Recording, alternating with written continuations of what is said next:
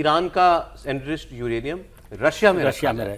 इसके लिए रशिया तैयार है और उन्होंने ऑफर दिया है। तो ईरान अमेरिका को नहीं देगा, ये हो सकता है, लेकिन क्या वो रूस को दे दे तो ट्रंप इस पर ओके हो जाए? क्या ये इस हद तक अगर बातचीत इस लेवल पे आ गई है तो क्या आपको लगता है नेगोशिएशंस का आखिरी पड़ाव है? हम लोग पहले भी इस पर चर्चा की और मुझे लगता है कि ये इसका आखिरी पड़ाव कह लें या निर्णायक पड़ाव जो है ना, वो यही होगा कि यूरेनियम को लेकर अमेरिका, और वो उसमें क्या कि दोनों के लिए वो हो जाए विन विन सिचुएशन।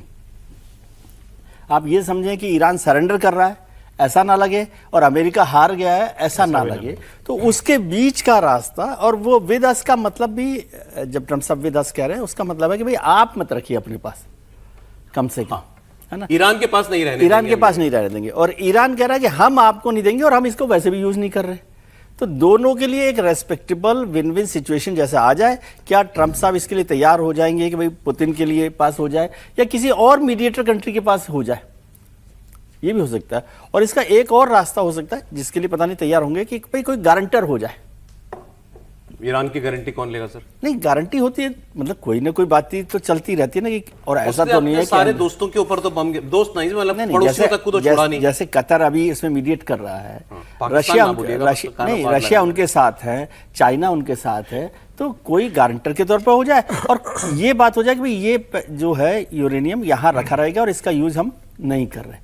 ऐसा कोई ना कोई रास्ता जब तक नहीं निकलेगा तब तक नहीं होगा। और उसको आप मान के चलिए कि दोनों के लिए विन विन सिचुएशन जैसे जब तक कोई वो नहीं बनेगी डील, तब तक ये मसला हल नहीं होगा। उसमें हो सकता है 60-40 का हो हिस्सा कि भाई अमेरिका के लिए 60% जैसा आपको विन विन सिचुएशन लगे। इजराइल करने देगा कैसे डील? बताता हूं आपको खबर, आपने छेड़ी दी तो। ईरान से जंग के बीच अमेरिका और इजराइल के बीच भी तनातनी की खबर है। एक रिपोर्ट के मुताबिक, एक्सियोस की रिपोर्ट है और वो अमेरिका से ठीक खबरें रिपोर्ट करते हैं। ईरान पर हमला रोकने से नेतन्याहू ट्रंप पर नाराज हैं। दरअसल इजराइल किसी भी हाल में ईरान के खिलाफ हमला रोकना नहीं चाहता।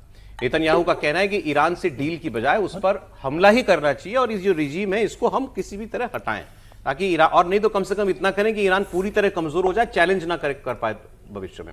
नेतन्याहू ने, इनके फोन पर बात हुई है और अब नेतन्याहू अमेरिका भी जाना चाहते हैं। तो ये बताया गया कि एक रिपोर्ट में, उस रिपोर्ट में जो लिखा है अंग्रेजी की रिपोर्ट में, कि फोन कॉल के बाद इजरायली सोर्सेस के हवाले से खबर में लिखा गया कि नेतन्याहू's hair वर ऑन फायर, मतलब गुस्से इतना तमतमा गए थे कि बाल जो है चिंगारियां निकल रही थी बालों से, इतने वो गुस्से में थे।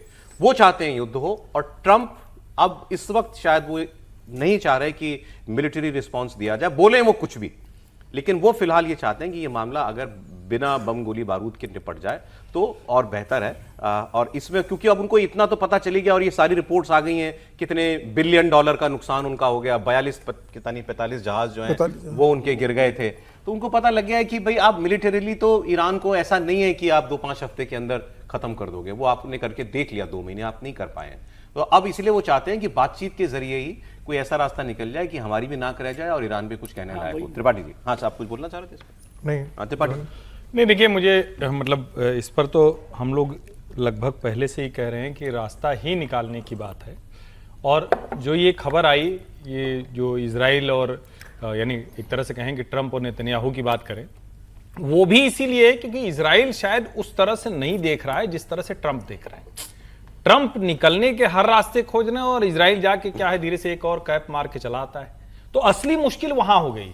लेकिन इस पर मैं आश्वस्त हूं, आश्वस्त मतलब मुझे ऐसा लगता है कि ये युद्ध समाप्त है, अपनी अपनी इज्जत बचाते हुए कोई फॉर्मूला निकाल रहे हैं। और मुझे यह भी लगता है, हालांकि ये अभी दूर की कौड़ी दिख रही, लेकिन ये हो सकता है कि किसी एक न्यूट्रल पॉइंट पर ज्यादा संभावना कतर की है, वहां पर ट्रंप एडमिनिस्ट्रेशन के साथ सैयद अब्बास अरागची और गलीबाफ इनकी कोई बातचीत हो और वहीं पर यह समझौता तय करके ऐलान। खबर हमने कल पता नहीं बताई कि नहीं बताई, मैं दोबारा बता देता हूं कि अरागची को, ईरान के विदेश मंत्री को, अगले हफ्ते यूनाइटेड नेशंस सिक्योरिटी काउंसिल की मीटिंग में बुलाया गया है।